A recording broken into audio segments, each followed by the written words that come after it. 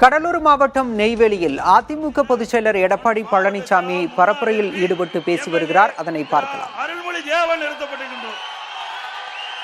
சிதம்பரம் சட்டமன்ற தொகுதியில் சட்டப்பேரவை உறுப்பினர் திரு கே பாண்டியன் அவர்கள் நிறுத்தப்பட்டிருக்கின்றோம். திட்டக்குடி சட்டமன்ற தொகுதியில் முன்னாள் எம்எல்ஏ திரு என் முருகமாறன் அவர்கள் நிறுத்தப்பட்டிருக்கின்றோம். பன்ருட்டி சட்டமன்ற தொகுதியில் திரு மோகன் அவர்கள் நிறுத்தப்பட்டிருக்கின்றோம். குறிஞ்சிப்பாடி சட்டமன்ற தொகுதியில் திரு புவனேந்திரன் அவர்கள் நிறுத்தப்பட்டிருக்கின்றோம். ஆக நம்முடைய கழகத்தின் சார்பாக கடலூர் சட்டமன்ற தொகுதி, நெய்வேலி சட்டமன்ற தொகுதி, புவனகிரி சட்டமன்ற தொகுதி, சிதம்பரம் சட்டமன்ற தொகுதி, திட்டக்குடி சட்டமன்ற தொகுதி, பன்ருட்டி சட்டமன்ற தொகுதி, குறிஞ்சிப்பாடி சட்டமன்ற தொகுதி, 7 சட்டமன்ற தொகுதியில் அனைத்து இந்திய அண்ணா திராவிட முன்னேற்ற கழக வேட்பாளருக்கு இரட்டை சின்னத்திலே வாக்களியுங்கள். நம்முடைய சின்னம் புரட்சி தலைவர் எம்ஜிஆர் சின்னம், அம்மாவின் சின்னம், விவசாயியின் சின்னம், ஏழையின் சின்னம், தொழிலாளியின் சின்னம், வெற்றி சின்னம். வாக்களிப்பீர் இரட்டலைக்கு. அதே போல நம்முடைய தேசிய ஜனநாயக கூட்டணியில் அங்கம் வைக்கின்ற பாட்டாளி மக்கள் கட்சி, மதிப்புக்கு மரியாதைக்கு உரிய முன்னாள் மத்திய அமைச்சர், மாநிலவை பொறுப்பார் அன்புமணி ராமதாஸ் அவருடைய ஆசி பெற்ற வேட்பாளர் விருதாச்சலம் சட்டமன்ற தொகுதியில் திருமதி தமிழரசி ஆதிமூலம் நிறுத்தப்பட்டிருக்கின்றோம். அதே போல காட்டு முன்னாள் சட்டமன்ற தொகுதியில் திரு அன்பு சோழன் நிறுத்தப்பட்டிருக்கின்றோம். பாட்டாளி மக்கள் கட்சியின் சார்பாக போட்டியிடுகின்ற வேட்பாளருக்கு மாம்பழ சின்னத்திலே வாக்களியுங்கள். என்ன சின்னம்? மாம்பழ சின்னத்திலே வாக்களிக்க வேண்டும். ஆக அனைத்து இந்திய அண்ணா திராவிட முன்னேற்ற கழக வேட்பாளருக்கு இரட்டை சின்னத்திலே வாக்களியுங்கள். நம் கூட்டணியில் அங்கம் வைக்கின்ற பாட்டாளி மக்கள் கட்சியுடைய வேட்பாளருக்கு மாம்பழ சின்னத்திலே வாக்களித்து பெருவாரியான வாக்கு வித்தியாசத்திலே நம்முடைய அதிமுக கூட்டணி வேட்பாளர்களை வெற்றி பெற செய்ய வேண்டுமாய் இருவரும் உங்களை வேண்டி கேட்டுக் கொள்கிறேன்.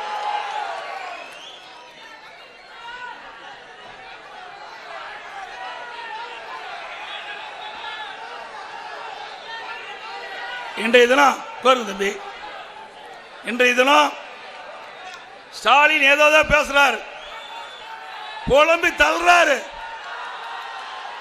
தூக்கம் போயிட்டு, ஸ்டாலினுக்கு தூக்கம் போயாச்சு. மக்களுடைய செல்வாக்கு இழந்துட்டாரு. என்ன பேசுவது என்றே தெரியாமல் உளறி கொண்டிருக்கின்ற நிலையை நான் பார்க்கிறோம். உண்மைதானே? இன்றைய தினம் ஸ்டாலின் அவர்கள்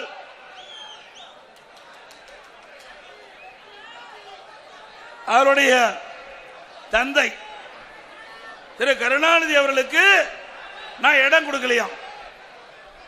அதுல ஒரு விமர்சனத்தை வச்சிருக்கிறார்.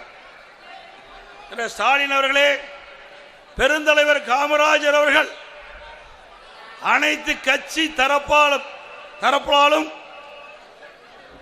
அனைத்து தரப்பிலும் பாராட்ட பெற்றவர் காமராஜர். கட்சி பாகுபாடு இல்லாம பாராட்டுறோம். அவருடைய காலத்தில் அவர் எந்த கட்சி சார்ந்தவர் என்பது முக்கியம் அல்ல, அவர் வாழ்ந்த காலம். அந்த காலகட்டத்தில்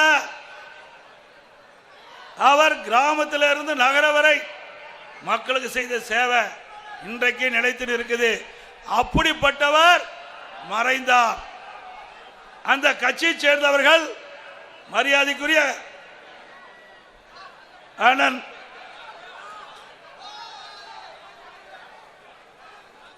அதிமுகவில் நாடாளுமன்ற இருந்தார். அவர் திரு கருணாநிதியை சந்தித்து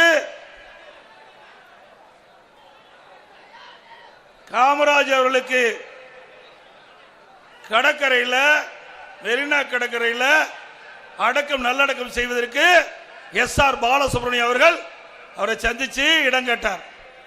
அப்ப திரு கருணாநிதி அவர்கள் சொல்றாரு, முதலமைச்சராக பதவியில் இருந்து உயிர் நீத்தா அவர்களுக்கு மெரினா கடற்கரையில் இடம் உண்டு என்று தெரிவித்தார். பிறகு திருமதி ஜானகி அம்மாள் அவர்கள் பொன்மனச்சம்மல் புரட்சி தலைவர் எம்ஜிஆருடைய மனைவி அவர் தமிழகத்துடைய முதலமைச்சராக இருந்து பிறகு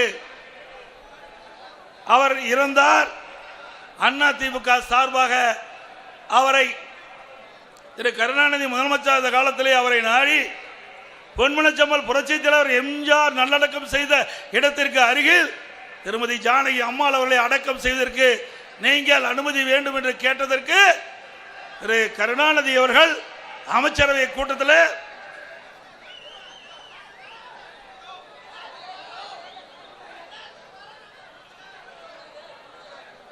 ஒரு தீர்மானத்தை கொண்டார். அதுல திருமதி ஜானகி அம்மாள் அவர்களுக்கு சொந்தமாக ராமாவரம் தோட்டத்திலே இடம் இருக்கின்றது, அங்கே அவர் நல்லடக்கம் செய்யலாம், அவருக்கு இறுதி மரியாதை காவல்துறை அளிக்கும் என்று குறிப்பிட்டார். அப்படி இருக்கின்ற பொழுது திரு கருணாநிதி அவர்கள் முன்னாள் முதலமைச்சர், அவர் மற்ற தலைவர்கள் முதலமைச்சர் இருந்து முன்னாள் முதலமைச்சர் இருந்து இருந்த பொழுது என்ன திரு கருணாநிதி சொன்னாரோ அதுதானே பொருந்தும், அதான பொருந்தும். இவருக்கு ஒரு நியாயம் மற்றவருக்கு நியாயமா? திரு கருணாநிதி அவர்கள் என்ன கடைபிடித்தாரோ அதைத்தான் நான் செயல்படுத்தினேன். திரு கருணாநிதி முதலமைச்சராக இருந்து இருக்கல, சட்டமன்ற உறுப்பினராக இருந்தார். ஆகவே அவர் முதலமைச்சர் இருக்கிற காலத்தில் என்ன முடிவு செய்தாரோ அந்த முடிவை நான் முதலமைச்சர் இருந்து அதை தொடர்ந்தேன். ஆனாலும் அவர் முன்னாள் முதலமைச்சர் என்ற அடிப்படையில் கிண்டியில 2 ஏக்கர் நிலம் கொடுத்தோம். 2 ஏக்கர் நிலம் அண்ணா பல்கலைக்கழகத்துக்கு எதிராக 2 ஏக்கர் நிலம் கொடுத்தோம். 2 ஏக்கர் நிலம் 200 கோடி போறோம். அந்த நிலத்தில் நல்லடக்கம் செய்து கொடுத்தோம். அதுக்கு முந்தி மாண்பு அம்மா அவர்கள் மறைந்த பிறகு பொன்மனச்செம்மல் புரட்சித் தலைவர் எம்ஜிஆர் நல்லடக்கம் செய்த அந்த பகுதியிலேயே ஒரு இடத்தை தேர்வு செய்து அங்க அம்மாவை நல்லடக்கம் செஞ்சோம். அதை எடுத்து சில பேர் வழக்கு போட்டாங்க. சிந்திச்சு பாருங்க, வழக்கு இருக்கும்போது நாங்க எப்படி கொடுக்க முடியும்? நீதிமன்றத்தில் வழக்கு இருக்குது, வழக்கு முடிவு வரைக்கும் அதுக்கு அனுமதி கொடுக்க முடியும். அதையும் நான் தெரிவிச்சேன். ஆக நிலம் கொடுக்காம மெரினா கடற்கரையில் திரு கருணாநிதி அடக்கம் செய்வதற்கு நாங்கள் சட்ட ரீதியாக அனுமதி கொடுக்க முடியாத நிலையில் திரு ஸ்டாலின் இப்பொழுது பேசுகிறார். என்னுடைய தந்தைக்கு எடப்பாடி பழனிசாமி அவர்கள் மெரினா கடற்கரையிலே நல்லடக்கம் செய்ய அனுமதி கொடுக்கவில்லை என்று சொன்னால் இது நியாயமா? திரு கருணாநிதி அவர்கள் தமிழகத்துடைய முதலமைச்சர் இருக்கின்ற பொழுது அன்றைய முதலமைச்சர் திரு காமராஜர் அவர்களுக்கும் மறைந்த முன்னாள் முதலமைச்சர் திரு காமராஜர் அவர்களுக்கும் மறைந்த முன்னாள் முதலமைச்சர் திருமதி ஜானகி அம்மாள் அவர்களுக்கும் இன்றைக்கு மெரினா கடற்கரையில் இடம் கொடுக்கவில்லை. உங்களுடைய அப்பா என்ன முடிவு எடுத்தாரோ அந்த முடிவு தான் செயல்படுத்தல, வேற ஒண்ணும் இல்லை. அதே போல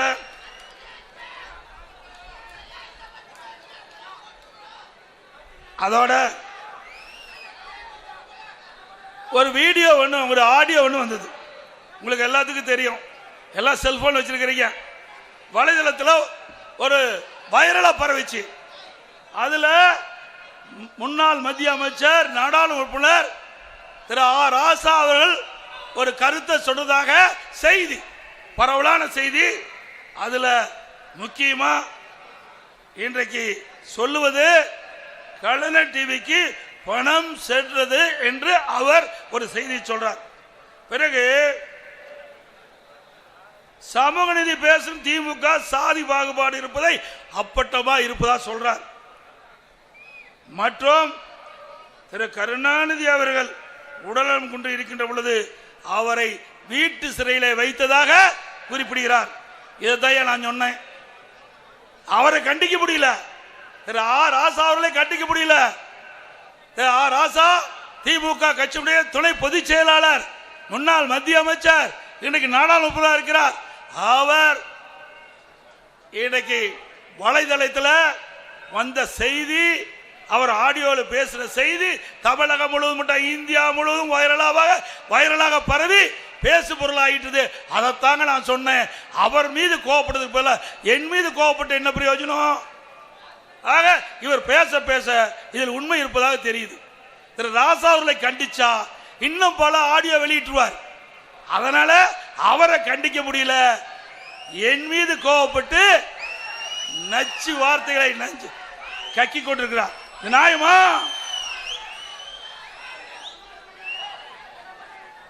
அது மட்டுமல்ல, அவர் பேசுறார், திரு ஸ்டாலினுக்கு பிரெயின் இல்லைன்னு சொல்றார். பாவம். யாரு சொல்றா? திமுக கட்சியுடைய துணை பொதுச்செயலாளர் சொல்ல. நாம சொல்லல. நாம சொன்னோமா? இல்ல. திமுக கட்சியுடைய துணை பொதுச்செயலாளர் ஆர். ராசா அவர்கள் அந்த ஆடியோவில் சொன்ன ஒரு கருத்து, அந்த கருத்து தான் வைரலா பரவச்சு. நானும் கேட்டேன். அந்த செய்தியை தான் சொல்ற மொழி நாங்க சொல்லல.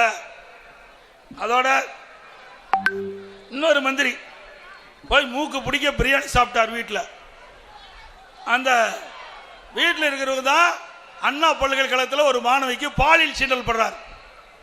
அவர் சொல்றாரு, எடப்பாடி பழனிசாமி தமிழ்நாடு அரசிலிருந்து துடைத்து எடுக்கப்படுவாராம்.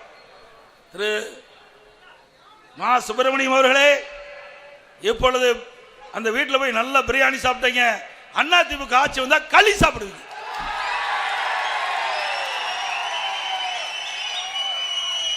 நாடே கேள்வி கேட்டிருக்குது. யார் அந்த அந்த சார்? அடையாளம் காட்டப்படுவார். அண்ணா திமுக ஆட்சி மலர்ந்தவுடனே சட்ட நீதியாக நடவடிக்கை எடுக்கப்படும். எடுப்போம்ல. அப்புறம் அறிவுஜீவி திரு ஸ்டாலின் பேசுறார். அவர் என்ன சொல்றாரு? இபிஎஸ் பேசுற பொய்ய ஒரு புத்தகமா வெளியிடலாமா? உனக்கு என்ன தெரிய போகுது? எழுதி கொடுத்தத படிச்சுட்டு இருக்கிற, வேற என்ன உங்களுக்கு தெரிய போகுது? திரு ஸ்டாலின் அவர்களே, உங்க அப்பாவோ திரு ஸ்டாலின் அவர்களோ திரு உதயநிதி அவர்களும் சொல்லுகின்ற பொய்ய பெரிய புத்தகமா வெளியிடலாம். உண்மைதானே? தினந்தோறும் 5 ஆண்டு காலம் அப்படியே டிப் டாப்பா கோட் சூட் போட்டு வந்து பத்திரிகைக்கும் நம்முடைய தொலைக்காட்சிக்கும் அப்படியே முன்னாடி வந்து நின்று போட்டோ ஷூட், அத படம் எடுத்து நம்முடைய தொலைக்காட்சி ஒளிபரப்பு செய்வாங்க, பத்திரிகையில் வரும். போட்டோ ஷூட் தானே இந்த 5 ஆண்டு காலமா உங்களுடைய ஆட்சியில பார்க்க முடிஞ்சது. இந்த மக்களுக்கு என்ன ஏதாவது செஞ்சிருக்காங்களா? கடலூர் மாவட்டத்தில் ஏதாவது வந்திருக்குதா திட்டம்? அதோட இன்னொன்னு சொல்ற, 8000 கூப்பன் கொடுக்கிறாளாம். நீ ஒரு திட்டத்தை அறிவிச்சா உங்க குடும்பத்துக்கு நன்மை கிடைக்க வேண்டும் என்ற திட்டத்தை அறிவிப்ப.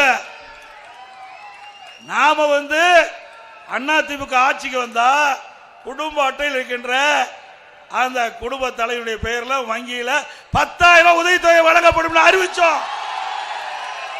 நேரடியாக அந்த குடும்பத்துக்கு வங்கி கணக்கு போங்கணும். ஸ்டாலின் என்ன அறிவிக்கிறாரு? கூப்பன் கொடுக்கிறாங்க.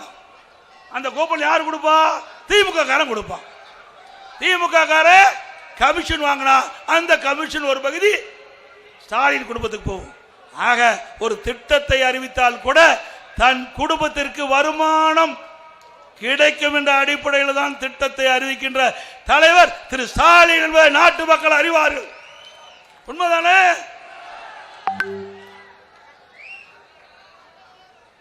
இன்றைக்கு 8000 ரூபாய் அவர் ஆட்சிக்கு வர போறதில்ல, கொடுக்க போறதில்ல, அது ஒரு விஷயம். 8000 ரூபாய் கூப்பன் இல்ல தெரிச்சு ஓட்டு வாங்குறதுக்கு ஸ்டாலின் போடுகின்ற சூழ்ச்சி. இந்த தேர்தலில் திமுக வீழ்ச்சி தானே. அப்புறம் இன்னைக்கு திமுக ஆள் இல்ல. அண்ணா திமுக இருந்து போனவங்க 8 பேர் மந்திரி. 8 பேரு அங்க ஆளே இல்ல, எல்லாம் காலி ஆயிட்டது.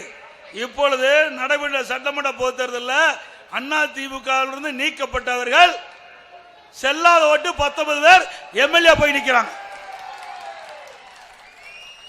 ஆக உங்களுடைய கட்சிக்கு ஆள் இல்ல, எங்களுடைய கட்சியிலிருந்து தான் உங்க கட்சிக்கு தாவிட்டு இருக்கிறாங்க. இப்படிப்பட்ட நிலைமையில வீராப்பு பேசுகின்ற முதலமைச்சர் இன்றைய முதலமைச்சர் ஸ்டாலின் அவர்கள்.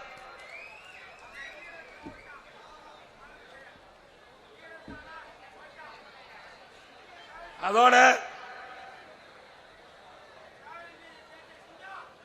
துரோகம் துரோகம் சொல்றார்.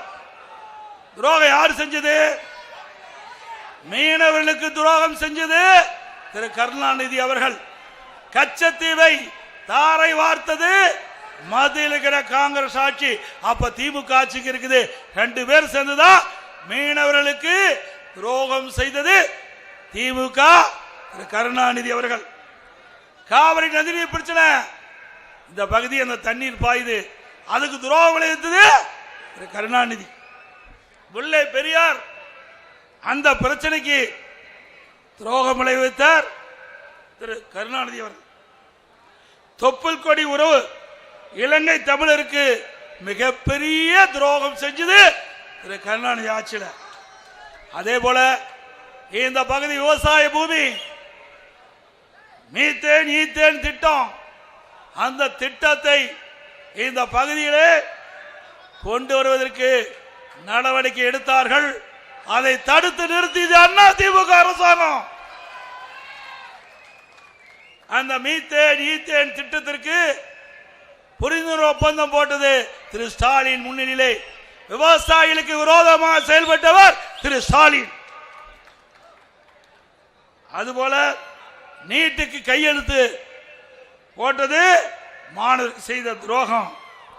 ஆக வரலாற்றிலேயே துரோகம் துரோகம் என்று சொல்லுக்கு இலக்கமானவர்கள் திரு கருணாநிதியும் திரு ஸ்டாலினும் தான். எங்களை பற்றி பேசுவதற்கு ஸ்டாலின் அவர்களே, உங்களுக்கு எந்த தகுதியும் கிடையாது, அருகதையும் இல்லை. இன்னொரு உதயநிதி ஸ்டாலின் அவர் இப்ப பேச ஆரம்பிச்சிட்டார். பால்டாயில் கொடுத்ததெல்லாம் பஞ்சு டைலாக் பேசுது, பால்டாய் கொடுத்ததெல்லாம் பஞ்சு டைலாக் பேசுது. அது அப்பவே போயிருக்கணும் மேல் லோகத்துக்கு. இங்க இருந்துகிட்டு நம்மள உயிரை வாங்கிட்டு இருக்குது.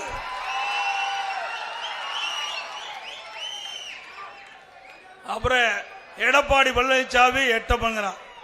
யாரு? திரு ஸ்டாலின் பேசுறார். திரு ஸ்டாலின் அவர்களே, நான் விவசாய குடும்பத்தில் பிறந்து வளர்ந்தவன். கடின உழைப்புக்கு பிறகு இந்த பதவிக்கு வந்திருக்கிறேன். உங்களை போல செல்வ செழிப்பிலே வாழ்ந்தவன் அல்ல. விவசாயி என்று சொன்னால் எப்படி கடின உழைப்பு என்று இங்க இருக்கின்ற மக்களுக்கு நல்லா தெரியும். விவசாயி தொழிலாளி இரவு பகல் பார்க்க மாட்டாங்க, மழை வெயிலை பொருட்படுத்த மாட்டாங்க. ரத்தத்தை வீரவியாக மண்ணிலே சிந்து உழைக்கின்ற விவசாயி, இந்த நாட்டிற்கு உணவளிக்கின்ற விவசாயி, அவன் எப்பொழுதும் நாட்டுக்கு துரோகம் செய்ய மாட்டார். செய்வாங்களா? விவசாயி தொழிலாளி செய்வாரா? ஆக திரு ஸ்டாலினுக்கும் உணவளிப்பவர் நாம தான். திரு ஸ்டாலின் குடும்பத்துக்கும் உணவளிக்கக்கூடியவர்கள் நம்ம விவசாயி தொழிலாளி. அப்படிப்பட்ட விவசாயிகளை பற்றி கொச்சைப்படுத்தி பேசுகின்ற திரு ஸ்டாலின் அவர்களே, வருகின்ற தேர்தலில் விவசாயி தொழிலாளிகள் உங்களுக்கு தகுந்த பதிலடி கொடுப்பார்கள். கொடுப்பீங்களா?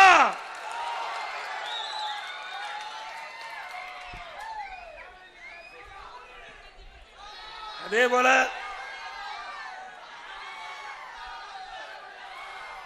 திரு ஸ்டாலின் பேசுறாரு, எடப்பாடி பழனிசாமி இந்த தேர்தலோட முடிஞ்சு போயிடுவாருங்கிறாரு. அப்படி மகன் உதயநிதி சொல்றாரு. திரு ஸ்டாலின் அவர்களே, 2021 சட்டமன்ற பொது தேர்தல் அனைத்து இந்திய அண்ணா திராவிட முன்னேற்ற கழக தலைமையில் அமைக்கப்பட்ட கூட்டணி 75 இடங்களை நாங்கள் வென்றோம். 75 இடத்துல வென்றோம். இதே 2011 திரு கருணாநிதி உயிரோடு இருக்கிறார், திரு ஸ்டாலின் இருக்கிறார். அந்த காலகட்டத்தில் எதிர்கட்சி வரிசையில கூட உங்களுக்கு அந்தஸ்து கிடைக்கல. கிடைச்சதா? மாண்பு அம்மா மறைஞ்சிட்டாங்க. மாண்பு அம்மா மறைவுக்கு பிறகு காலகம் எத்தனையோ சோதனையை சந்திச்சது. நம்முடைய ஆட்சி பல்வேறு சோதனைகளை சந்திச்சோம்.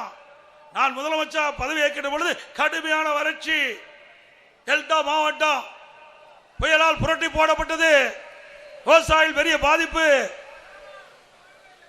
இங்க இருக்கிற விவசாயிகளுடைய உடைமைகள் சேதம், பொதுமக்களுடைய உடைமைகள் சேதம். பிறகு கொரோனா, ஓராண்டு மக்கள் வெளியில வர முடியல. அப்படிப்பட்ட காலகட்டத்தில் கூட திறமையான ஆட்சி செய்த சாதனை படைத்த அரசாங்கம் அண்ணா திமுக. இப்ப திரு ஸ்டாலின் முதலமைச்சரான பிறகு வறட்சி வந்ததா, புயல் வந்ததா, இல்ல கொரோனா வந்ததா? ஒண்ணு வரல. ஆனா 5 லட்சம் கோடி கடன் வாங்கி இருக்கிற, 5 லட்சம் கோடி கடன் வாங்கி இருக்கிறாரு. 5 ஆண்டு திராவிட முன்னேற்றக்கூடிய சாதனை, திரு ஸ்டாலினுடைய அரசாங்க சாதனை. நம்ம எல்லாம் கடன்காரன் ஆக்குனதுதான் திரு ஸ்டாலினுடைய சாதனை.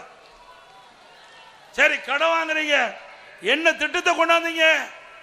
இந்த கடலூர் மாவட்டத்துக்கு ஏதாவது புதிய திட்டம் வந்திருக்குதா? அப்படின்னு இந்த பணமெல்லாம் எங்க போச்சு? போற இடத்துக்கு போச்சு. மீண்டும் அதிமுக ஆட்சி மக்கள் துணையோடு மலரும். முறைகேடாக சென்ற நிதிகள் எல்லாம் பெறப்படும், கஜானா நிரப்பப்படும். அப்புறம் தேமுதிக தலைவர் மரியாதைக்குரிய மறைந்த திரு விஜயகாந்த் அவர்கள் நம்ம கூட்டணியில் இருக்கும்போது ஒரு பேச்சு, கூட்டணி இல்லாத ஒரு பேச்சு எப்பவும் பேசுறதில்லை. ஆனா அதில் ஒரு கருத்து சொல்றாங்க. யாரோட போய் கூட்டி சேர்ந்திருக்கிறாங்க? திராவிட முன்னேற்ற கழகத்தை பகிரங்கமா எதிர்த்தது தேசிய முற்போக்கு திராவிட கழகம். திமுக கடுமையா எதிர்த்தாங்க. இன்றைக்கு வடிவேல் அவர்கள் திரு கருணாநிதி மேடையில் இருக்கும் போதே கடுமையா பேசுறார். திரு விஜயகாந்த் அவர்களை கொச்சப்படுத்தி பேசுறார். அப்படிப்பட்டவரோடு கூட்டா எப்படி கூட்ட வச்சீங்கன்னு நாட்டு மக்களுக்கு தெரியும். எப்படி கூட்டு வச்சாலே உங்களுக்கு தெரியும். மேலும் விளக்க வேண்டிய அவசியம் இல்லை. இன்னொன்னு சொல்றாரு, அதிமுக மேலவை உறுப்பினர், மாநில உறுப்பினர் கிடைக்கவில்லை என்று சொன்ன தவறு. நான் 2026 எங்களோடு கூட்டணி அமைத்து சட்டமன்றத்தில் சந்தித்தால் நிச்சயமாக உங்களுக்கு மாநிலவை உறுப்பினர் வழங்கப்படும் என்று பகிரங்கமா தொலைக்காட்சியில் நான் பேட்டி கொடுத்தேன். நீங்க ஏதோ திட்டமிட்டு போயிருக்கிறீங்க, அது வேற விஷயம். அது உங்களுடைய சொந்த விஷயம். அதுக்குள்ள நான் போகவில்லை. அதோட இன்றைய தினம் இங்க ஒரு அமைச்சர் இருக்கிறார், விவசாயத்துறை அமைச்சர். அது விவசாயம் தெரியுதே இல்லையா எனக்கு தெரியல. இங்க MRK சர்க்கரை ஆலை இருக்குது. விவசாயிகள் உற்பத்தி செய்யப்பட்ட கரும்பை கூட முறையா அறவை செய்ய மாட்டேங்கிறாங்க. செஞ்சாங்களா? மூடி கிடக்குது. அதோட அம்மா இருக்கும் போது இந்த மாவட்டத்தில் தானே புயல் வந்தது. அந்த தானே புயல்ல கடுமையா விவசாயிகள் பாதிக்கப்பட்டாங்க.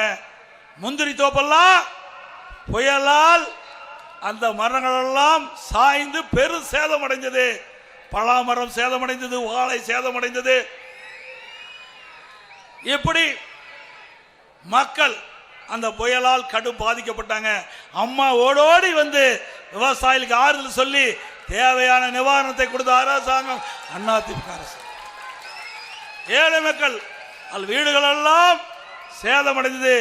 தானே புயலிலே சேதமடைந்த 1 லட்சம் வீடுகள் கட்டி தரப்படும் என்று அறிவிப்பு கொடுத்து ஏழை மக்களுக்கு வீடு கட்டி தந்த தலைவி, புரட்சி தலைவி அம்மா அதிமுக அரசாங்கம். இந்த விவசாயம் ஏற்றம் பெற வேண்டும், விவசாயிகள் வளர வேண்டும், பொருளாதார வளர்ச்சியிலே உயரடைய வேண்டும் என்ற அடிப்படையில் அம்மாவுடைய அரசாங்கம். விவசாயம் என்றால் அதுக்கு நீர் தேவை. உடம்புக்கு உயிர் எப்படியோ அதுபோல விவசாயிக்கு நீர் தேவை. அந்த தண்ணீரை நம்முடைய வேளாண் பெருமக்களுக்கு தடையில்லாமல் கிடைக்க வேண்டும் என்ற அடிப்படையில் குடிமராமத்து திட்டத்தை கொண்டாந்து, குடிமராமத்து திட்டம் என்ற திட்டத்தை கொண்டு வந்து பொதுப்பணித்துறை சார்பாக, ஊராட்சி ஒன்றியத்தின் சார்பாக ஏரி குளம் குட்டை எல்லாம் தூர்வாரப்பட்டு அந்த தூர்வாரப்பட்ட மண் விவசாயிக்கு விலையில்லாமல் கொடுத்தோம். தூர்வாரப்பட்டதால் பெய்கின்ற மழைநீர் முழுவதும் சேமித்து வைக்கப்பட்டது. கோடை காலத்தில் நிலநீர் உயர்ந்தது, நிலத்தடி நீர் உயர்ந்தது. குடிப்பதற்கு தேவையான நீர் கிடைச்சது, விவசாயத்திற்கு தேவையான நீர் கிடைச்சது. இது அதிமுக சாதனை. அதையும் ரத்து பண்ணிட்டீங்க.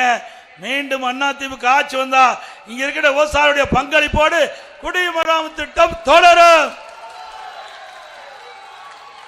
விவசாயிகளுக்கு 24 மணி நேரம் மும்முனை மின்சாரம் கொடுத்தேன்.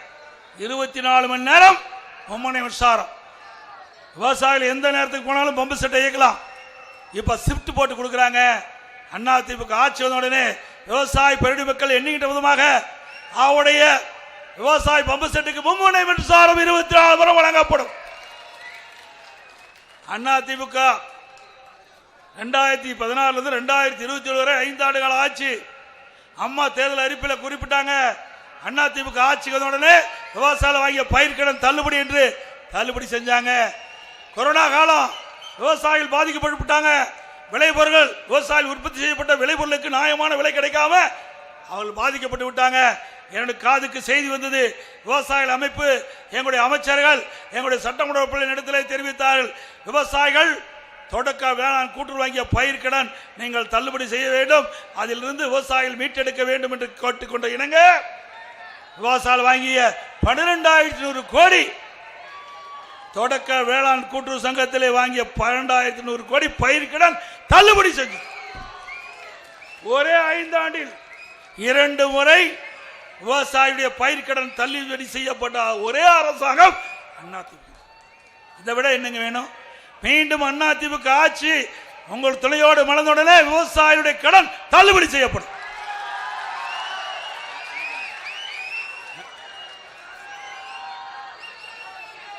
அதே போல இந்த பகுதியில் முந்திரி தோப்பு அதிகம், பலாமரம் அதிகம்.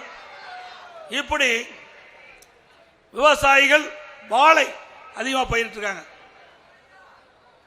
அதே போல மக்காச்சோளம், பருத்தி, இந்த வணிக பயிர்கள்லாம் பயிரிட்டு இருக்கிறீங்க. இதுக்கு முந்தி இதுக்கு காப்பீடு 5% இருந்தது. இனி அதிமுக ஆட்சிக்கு வந்த உடனே அது 2% குறைக்கப்படும்.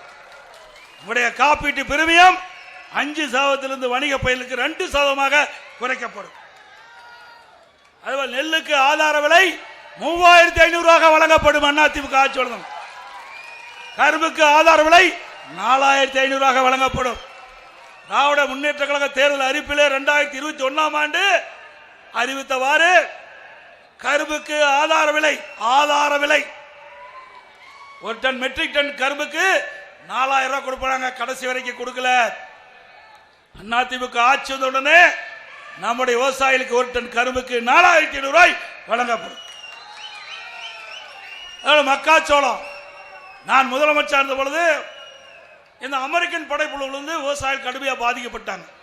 என்னுடைய கவனத்துக்கு வந்த உடனே இந்த அமெரிக்கன் படைப்புலிருந்து விவசாயிகளுடைய சாகுபடி செய்த பரப்பளவெல்லாம் கணக்கிட்டு 186 கோடி இந்த அமெரிக்கன் படைப்புல் விழுந்து சேதமடைந்த விவசாயிகளுக்கு நிவாரணமாக வழங்கிய அரசாங்கம் அதிமுக அரசாங்கம். அதுக்கு அடுத்த ஆண்டு நான் முதலமைச்சர் இருந்த பொழுது இந்த மக்காச்சோளம் பயிரிட்ட விவசாயிகள் அமெரிக்கன் படைப்புழு விழுந்தவுடனே அதிகாரிகளை அழைத்து எங்கெங்கெல்லாம் மக்காச்சோள பயிரிடுகள் விவசாயிகள் பயிரிட்டாங்களோ அங்கெல்லாம் சென்று ஆய்வு செய்து அரசாங்கமே பூச்சிக்கொல்லி மருந்து அடிச்சு அந்த அமெரிக்கன் படைப்புழுவை நீங்கள் அப்புறப்படுத்த வேண்டும், பூச்சிக்கொல்லி மருந்தை தெளித்து அதை கட்டுப்படுத்த வேண்டும் என்று 48 கோடி அரசாங்கத்தின் சார்பாக கொடுத்த அரசாங்கம் அதிமுக அரசாங்கம். அதோட நம்முடைய விவசாயிகள் விவசாய தொழிலாளி, விவசாயம்னா நம்ம ஆடு மாடு வளர்த்துறோம்ல, நான் வளர்த்துறேன். கறவை மாடு, ஆடு, கோழி எல்லாம் வளர்த்திட்டு இருக்கிறேன். இன்னைக்கு வளர்த்திட்டு இருக்கிறேன். ஆக விவசாயிகள் கறவை மாடு வளர்த்துறீங்க. அந்த கறவை மாடு மூலமாக பால் கறந்து சொசைட்டிக்கு ஊத்துறோம். இந்த பால் உற்பத்தியாளர் கூட்டு சங்கத்துக்கு ஊத்துறோம். நாம் வளர்க்குற கலப்பின பசு ஒரு நாளைக்கு ஒரு 10-12 லிட்டர் தான் கிடைக்கும். நான் முதலமைச்சர் இருந்த பொழுது அமெரிக்கா நாட்டிற்கு சென்றேன். அங்கே பப்பலோ பால் பண்ணைக்கு போய் அங்கே இருக்கின்ற பால் உற்பத்தி செய்கின்ற நிறுவனத்தை போய் அணுகி பார்க்கும்போது ஒரு பசு ஒரு நாளைக்கு 65 லிட்டர் பால் கொடுக்குது. ஒரு நாளைக்கு ஒரு பசு 65 லிட்டர் பால் கொடுக்குது. அப்போ நான் அங்கே இருக்கின்ற கால்நடை நிபுணர்களை அழைத்து பேசினேன். இதே மாதிரி தமிழ்நாட்டில் நம்முடைய விவசாயிகளுக்கு அளிக்க வேணும், விவசாய தொழிலாளிக்கு இந்த கறவை மாடுகளை வழங்குவதற்கு ஏதாவது வாய்ப்பு இருக்குதா என்று ஆலோசனை நடத்தினோம். அவர்கள் தெரிவித்தாங்க, நீங்க ஒரு கால்நடை பூங்காவை ஆரம்பிங்க, கால்நடை ஆராய்ச்சி நிலையத்தை ஆரம்பிங்க, நாங்க அதுக்கு உதவி செய்யறோம். நம்முடைய மாநிலத்துக்கு தக்கவாறு, சீதோஷ்ண நிலைக்கு தக்கவாறு நம்முடைய கலப்பின பசுக்களை உருவாக்கி இந்த ஆராய்ச்சி நிலையத்தின் மூலமாக, கால்நடை பூங்கா மூலமாக நம்முடைய விவசாயிகளுக்கு விலை இல்லாம கொடுக்கலாம். அப்படி கொடுக்கின்ற பொழுது நம்முடைய விவசாயிகளுக்கு ஒரு பசுக்கு சுமார் 40 லிட்டர் பால் கிடைக்கும். 40 லிட்டர் பால் ஒரு பசுல கொடுக்கலாம். 3 பசு வளர்ப்பதற்கு போல ஒரு கலப்பின பசு வளர்க்கலாம். அது அற்புதமான திட்டம்.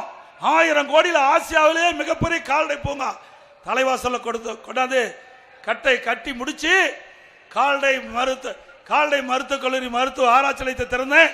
அப்படியே கிடக்குது, இன்னும் திறக்கல. மீண்டும் அதிமுக ஆட்சி உடனே விவசாயிகளுக்கு பயனளிக்கக்கூடிய கலப்பின பசுகள் அந்த ஆராய்ச்சி நிலையத்தின் மூலமாக உருவாக்கப்பட்டு விலையில்லாம விவசாயிகளுக்கு, விவசாய தொழிலாளி கொடுக்கப்படும். அதே போல நம்ம வளர்த்துற ஆடு ஒரு வருடம் பூரா வளர்த்தனா 20 கிலோ கிடைக்கும். கலப்பின ஆடுகளை உருவாக்கி அதை விவசாயிகள் கொடுத்தா ஒரு வருஷத்துக்கு வளர்த்தனா 40 கிலோ கிடைக்கும். விலை இல்லாமல் விவசாயிகள் கொடுப்பதற்காக, விவசாய தொழிலாளி கொடுப்பதற்காக திட்டத்தை கொண்டாந்து அதே போல அதையும் நிறுத்திட்டாங்க. மீண்டும் அதிமுக ஆட்சி வளர்ந்த உடனே கால்நடை பூங்கா ஆராய்ச்சி நிலையம் சிறப்பாக செயல்பட்டு உங்களுக்கு விவசாயிகளுக்கு ஒரு வரப்பிரசாதமா கிடைக்கும். ஏங்க இதுல என்ன அரசியல் கால் புளிச்சு வேணும்? விவசாயிகளுக்காக கொண்டு வரப்பட்ட திட்டம் 1000 கோடி, 1050 ஏக்கர். நீங்க போய் பாருங்க, நம்ம உளுந்தூர்பேட்டையிலிருந்து சேலம் போறதா தலைவாசல பிரம்மாண்டமான கட்டடம் மூடி கிடக்குது. எவ்வளவு மனசாட்சி இல்லாம இருக்கிறாங்க. விவசாய விரோதி அரசாங்கம், திமுக அரசாங்கம் சொல்வதற்கு இதுதான் காரணம். அது மட்டும் இல்ல, நம்முடைய விவசாயிகள் வளர்க்கப்படுகின்ற கால்நடை பசு வளர்க்கிறோம், சிந்து மாடு வளர்க்கிறோம். சிந்து மாடு காளைக்கன்று ஈன்றா அதை யாரும் வளர்த்துறதில்ல. கெடேரி கன்று போட்டால் தான் அதை வளர்த்துறோம். அது எனக்கு தெரிஞ்ச உடனே எனக்கு கலப்பிட பசுவாக இருந்தாலும் சரி, அல்லது நாட்டு பசுவாக இருந்தாலும் சரி, காங்கி பசுவாக இருந்தாலும் சரி, எந்த பசுவாக இருந்தாலும் விவசாயிகள் என்ன கன்றுக்குட்டி வேணுமோ அந்த கன்றுக்குட்டியை ஈண்டுகின்ற அளவுக்கு நவீன முறையில் அந்த ஆராய்ச்சிகளை துவக்கினேன். ஊட்டியில் 50 கோடியில் துவக்கினேன். அதை முடங்கி கிடக்குது, அதையும் முடக்கிட்டாங்க. அதிமுக ஆட்சிக்கு சொல்லுங்க, விவசாயிகள் தங்கள் வளர்க்கின்ற பசு என்ன கன்று வேண்டுமோ விரும்பிய கன்றை ஈணுகின்ற அற்புதமான விஞ்ஞான முறைப்படி உங்களுக்கு அந்த கன்று ஈணுகின்ற ஒரு திட்டத்தை கொண்டு வந்து நடைமுறைப்படுத்துவோம். அதுபோல இப்பொழுது விவசாயிகள் மின் இணைப்புக்காக காத்துக்கிட்டு இருக்க வேண்டும். இனி அதிமுக ஆட்சி வந்த உடனே விவசாயிகள் கிணற்றுக்கு மின் இணைப்பு கேட்டவர்களுக்கு எளிதாக கிடைக்கின்ற அளவுக்கு நடவடிக்கை எடுக்கப்படும். அதோட அதிமுக ஆட்சி வந்த உடனே மத்திய அரசு அறிவிச்சிருக்குது, ஜாதிவாரி கணக்கெடுப்பு இந்தியா முழுவதும் எடுக்கப்படும் என்று. அதிமுக ஆட்சி வந்த உடனே உடனடியாக ஜாதிவாரி கணக்கெடுப்பு எடுக்கப்படும்.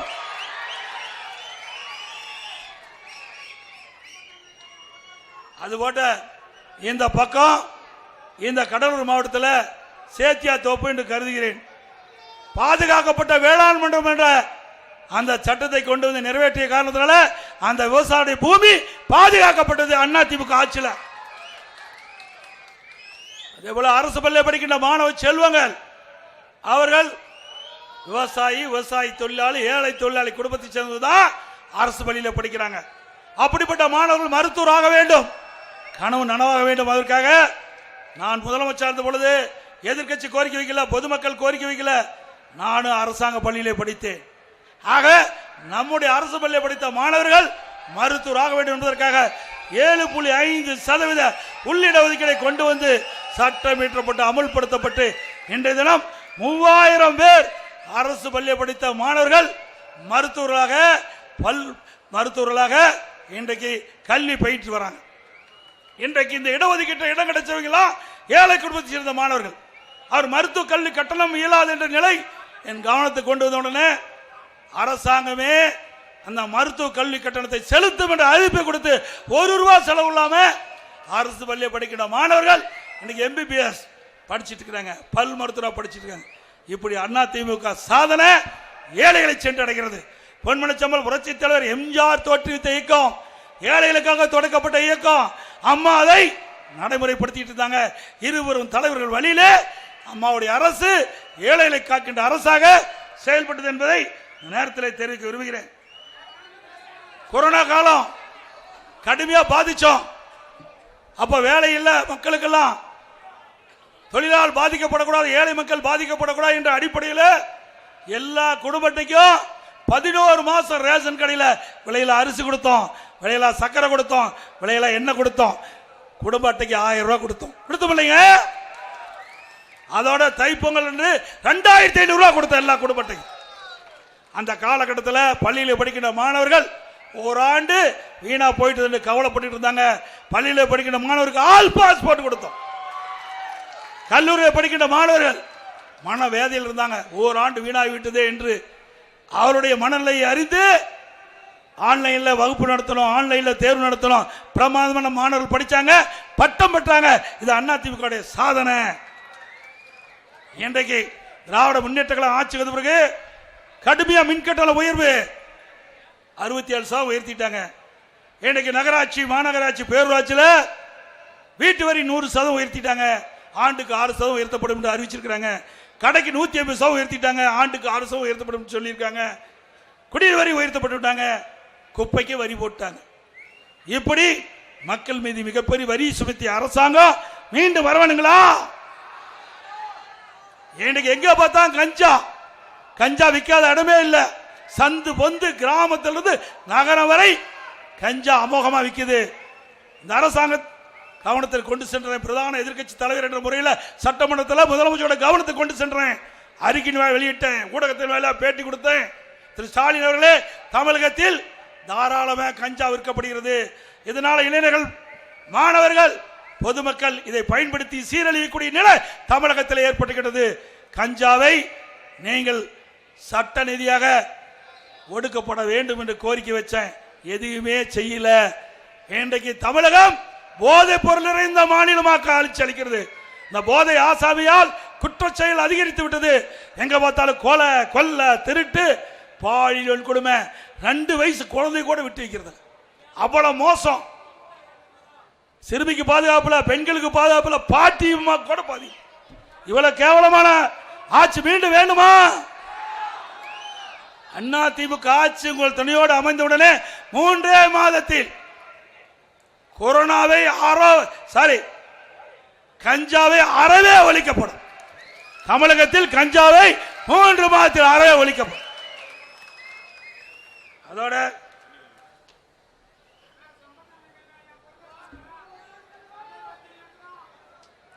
தமிழகத்தில் சட்ட ஒழுங்கு அடியோடு சீர்கட்டு விட்டது.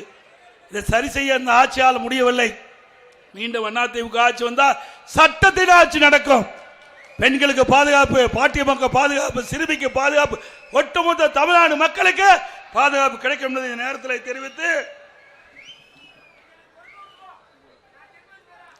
அதோட ஸ்டாலின் சொல்றார் அதிமுக ஆட்சியில் ஒன்றுமே நடக்கல. ஸ்டாலின் அவர்களே, ஒரு ஆண்டில் 11 அரசு மருத்துவக் கல்லூரி மருத்துவமனை கொண்டார். 11 அரசு மருத்துவக் கல்லூரி. இங்க கூட இன்றைக்கு சிதம்பரத்தில் இருக்கிற நினைக்கிறேன் அண்ணாமலை பல்கலைக்கழகம் கடு நிதி நெருக்கடியில் மூடுகின்ற சூழல் வருகின்ற பொழுது அதை அரசாங்கமே எடுத்து நடத்தி அந்த கல்வி கட்டணமும் குறைஞ்சிருக்குது. இதனால ஏழை எளிய மாணவர்கள் சுற்றுப்புறத்தல்கள் குறைந்த கட்டணத்தில் கல்வி கேட்கக்கூடிய சூழ்நிலை உருவாக்குது அதிமுக அரசாங்கம். இன்றைக்கு பல திட்டத்தை நிறைவேற்றுகிறோம். மரியாதைக்குரிய மறைந்த முன்னாள் அமைச்சர் எஸ் ராமசாமி படையாச்சார் அவர்களுக்கு கடலூர் நகரத்தின் மைய பகுதியில் 2 ஏக்கர் நிலத்தில் பிரம்மாண்டமான நினைவு மண்டம் கட்டி கொடுத்தது அதிமுக அரசு. அவருக்கு புகழ் சேர்க்கின்ற விதமாக நான் முதலமைச்சர் இருந்த பொழுது சட்டமன்றத்தில் அவருடைய முழு திருவுருவப்படம் திறக்கப்பட்டது. அவருடைய பிறந்த நாளாக அரசு விழாவாக நாம் கொண்டாடுறோம். இது அவருக்கு கொடுக்கப்பட்ட மரியாதை. பல திட்டங்கள் நிறைவேற்றுகிறோம். இன்றைக்கு வேப்பூர், புவனகிரி 2 வட்டங்கள் துவங்கப்பட்டது. கடலூர் டவுனில் 21 கோடியில் உயர்மட்ட பாலம், 140 கோடியில் பாதாள சாக்கடை கடலூரில் செஞ்சு கட்டி கொடுத்துருக்கிறோம். 230 கோடியில் கொள்ளிட மாட்டு கூட்டு குடித்திட்டம் கடலூர் நகர மக்களுக்கு கொடுத்துருக்கிறோம். 150 கோடியில் கடலூர் துறைமுகம் அதையெல்லாம் கரைகள் பலப்படுத்தப்பட்டிருக்குது. திமுக ஆட்சி 3 வருஷமாக கிடப்பில் போட்டாங்க. நம்முடைய மீனவர்கள் தூண்டில் வளைவு 13 கோடியில் அமைச்சு கொடுத்துருக்குறோம். இன்றைக்கு உபரி நீராக போய் மேட்டூர் அணையிலிருந்து வெளியேறின உபரி நீர் போய் கடலில் கிடக்குது. அதை தடுத்து நிறுத்தி நம்முடைய விவசாயிகளுக்கு தேவை நீர் வழங்க வேண்டும் இருக்காங்க. 450 கோடியில் ஆதனூர் குமாரமங்கலத்தில் தடுப்பணை கட்டி கொடுத்துருக்குறோம். இப்படி பல திட்டங்கள் நிறைவேற்றி கொடுத்துருக்குறோம். அதிமுக ஆட்சியில் ஒரு பொற்கால ஆட்சி என்று மக்கள் பாராட்டுகிற அளவுக்கு இந்த கடலூர் மாவட்டத்தில் அனைத்து இந்திய அண்ணா திராவிட முன்னேற்ற கழகத்தில் நிறைய திட்டம் 3 பக்கம் இருக்குது. இந்த திட்டம் இந்த மாவட்டத்தில் நிறைவேற்றப்பட்ட திட்டம் அதிமுக ஆட்சியில் 3 பக்கம் இருக்கின்ற என்பதை நேரத்தில் தெரிவித்து, அதிமுக ஆட்சி மலர்ந்தவுடனே 297 அறிவிப்புகள் அதிமுக சார்பாக அறிவிச்சிருக்கிறோம். இதே திராவிட முன்னேற்ற கழகத்தின் சார்பாக 2021ஆம் ஆண்டு தேர்தல் அறிவிப்பு வெளியிட்டாங்க. 4 1 பங்கு அறிவிப்பு கூட இது வரைக்கும் நிறைவேற்றல. இன்றைக்கு மாதந்தோறும் கேஸ் சிலிண்டருக்கு 100 ரூபாய் மானியம் கொடுக்கலாம் கொடுத்தாங்களா? பெட்ரோல் டீசல் விலை குறைக்கலாம் குறைச்சாங்களா? கல்வி கடன் ரத்து பண்ணாங்களா? 100 நாள் வேலை திட்டத்தை 150 நாளா உயர்த்தினாங்களா? எதுவுமே செய்யல. மீண்டும் புதிய அறிவிப்பு வெளியிட்டாச்சு. அது மட்டும் இல்ல, அதிமுக ஆட்சிக்கு வந்த உடனே எல்லா குடும்ப அட்டைதாரருக்கும் சிறப்பு உதவித்தொகை அவருடைய வங்கியில் 10,000 ரூபாய் வழங்கப்படும். எல்லா குடும்ப அட்டைதாரருக்கும் விலை இல்லாமல் பிரிட்ஜ் வழங்கப்படும். அனைத்து குடும்ப தலைவிக்கும் மாதந்தோறும் 2,000 ரூபாய் வழங்கப்படும். அதோட நம்முடைய பெண்களுக்கு 5 லட்சம் பேருக்கு அம்மா இருசக்கர வாகனம் 25,000 மானியத்தில் வழங்கப்படும். குடும்ப அட்டைதாரருக்கு வருஷத்துக்கு 3 கேஸ் சிலிண்டர் விலையில்லாமல் வழங்கப்படும். ஒவ்வொரு ஆண்டு தைப்பொங்கல் என்று பொங்கல் தோப்பு கொடுக்கிறோம். அதோட 1000 ரூபாய் பரிசு தொகை வழங்கப்படும். ஆண்டுதோறும் தீபாவளிக்கு நம்முடைய பெண்களுக்கு அருமையான பட்டுப்புடவை வழங்கப்படும். இப்பொழுது மகளிர் தான் நகர பேருந்துல கட்டணம்லாம் பயணம் செய்யறாங்க. அதிமுக ஆட்சி மலர்ந்தவுடனே ஆண்களும் நகர பேருந்துல கட்டணமா பயணம் செய்யலாம். அதே போல ரேஷன் கடையில் வழங்கப்படுகிற அரிசி சற்று தரக்குறைவாக இருப்பதாக மக்கள் புகார் வந்திருக்குது. அதிமுக ஆட்சிக்கு வந்தவுடனே நம்முடைய மளிகை கடையில் எப்படி தரமான அரிசி கிடைக்குதோ அதே போல ரேஷன் கடையில் தரமான அரிசி அனைத்து குடும்பத்தாருக்கு வழங்கப்படும். அது எவ்வளவு செலவானாலும் பரவாயில்ல, அதை பற்றி கவலை இல்லை. அரிசி ஆலை அதிபர்களை அழைத்து இன்றைக்கு தரமான அரிசி எப்படி வழங்கப்படும் என்று கேட்டறிஞ்சிருக்கிறேன். இன்னைக்கு ஆந்திராவில் அப்படித்தான் செயல்பட்டு இருக்குது. தமிழ்நாட்டிலையும் ஆந்திரா போல ரேஷன் கடையில் நம்முடைய ஏழை மக்களுக்கு கொடுக்கப்படுகின்ற அரிசி அற்புதமான அரிசியா தரமான அரிசியா வழங்கப்படும். அதோட இப்பொழுது விலையில்லா அரிசி கொடுக்கிறோம். அதிமுக ஆட்சிக்கு உடனே விலையில்லா பருப்பு வழங்கப்படும். விலையில்லா சமையல் எண்ணெய் வழங்கப்படும்.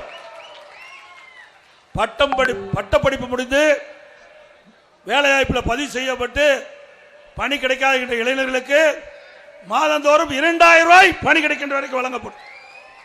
+2 படித்த மாணவர்களுக்கு 1000 ரூபாய் வழங்கப்படும். முதியோர்களுக்கு வழங்கப்படுகின்ற ஓய்வூதியம் 2,000 ரூபாயாக உயர்த்தி வழங்கப்படும். கட்டுமான தொழில் ஈடுபட்டுகின்றவர்கள் அந்த பணி செஞ்சுட்டு இருக்கும்போது தவறி விழுந்து உயிரிழந்தால் அந்த குடும்பத்துக்கு 25 லட்சம் ரூபாய் நிவாரணம் வழங்கப்படும்.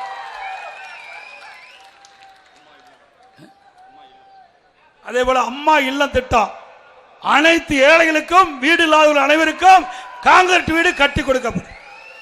பட்டியலின மக்கள், ஆதிராட மக்கள், அருந்தீர் மக்கள் அவர் குடும்பத்தில் இருந்து ஆண் வாரிசு திருமணமாகி தனி குடித்தனம் போனா அவர்களுக்கு சொந்தமா நிலம் வாங்கி அற்புதமான காங்கிரீட் வீடு அவர்களுக்கும் கட்டி கொடுக்கப்படும்.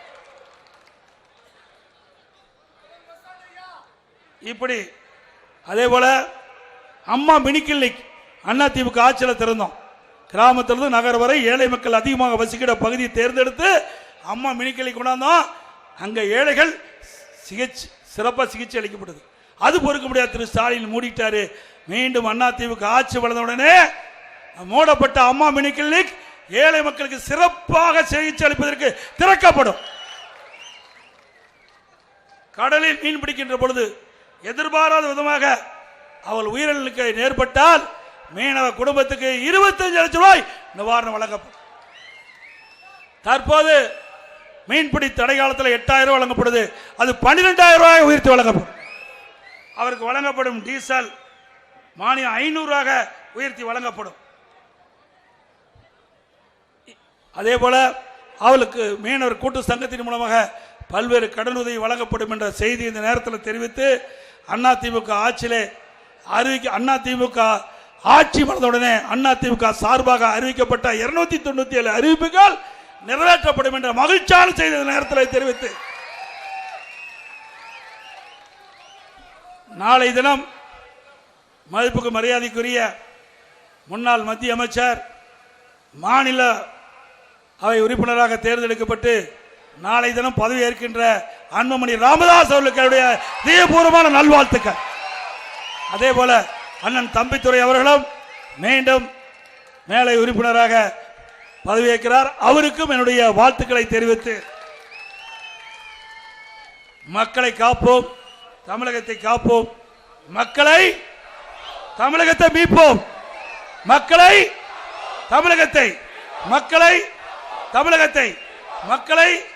தமிழகத்தை ஸ்டாலின் மாடல் அரசு, ஃபெயிலியர் மாடல் அரசு, பை பை ஸ்டாலின். மிக சிறப்பாக எழுச்சியாக இந்த தேர்தல் பிரச்சார கூட்ட நிகழ்ச்சி ஏற்பாடு செய்த இந்த மாவட்டத்தைச் சேர்ந்த மாவட்ட கழக செயலாளருக்கும் மாவட்ட கழக நிர்வாகிகளுக்கும் மற்றும் கூட்டணி கட்சி சேர்ந்த தலைவர்களுக்கும் நிர்வாகிகளுக்கும் நன்றி தெரிவித்து விடைபெறுகின்றேன். நன்றி, வணக்கம்.